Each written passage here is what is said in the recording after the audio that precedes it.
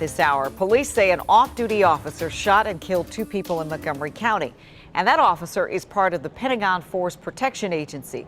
This all happened around 5 in the morning. John Henry is live in Takoma Park to walk us through what happened. Hi, John. It happened here at the Takoma Overlook Condominiums along the 7300 block of New Hampshire Avenue here in Takoma Park. Actually, a person inside told me it took place in the parking lot right behind this complex. Now, Takoma Park police say when they got to the scene here, they were approached by that off-duty Pentagon Force Protection police officer, saying he had thought he had seen a car here being broken into. Police told us the Pentagon officer went on to say he had engaged with the suspects, directing them to do something unspecified at this time. But the Pentagon officer said the suspects did not do what he said. Instead, they got into a car. So according to Takoma Park Police, the Pentagon officer said he fired his service weapon at the suspects. Police say they were both injured and they later died at Prince George's Hospital. Now, a lot of people living here are unaware of what happened this morning, but one man did tell us he heard the shooting.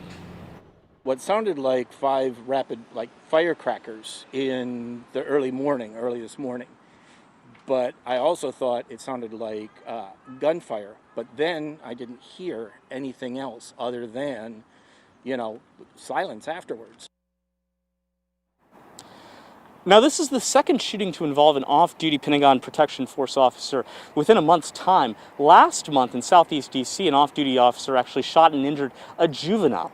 We have reached out to the Pentagon for more information or comment on this case, but we have yet to hear back.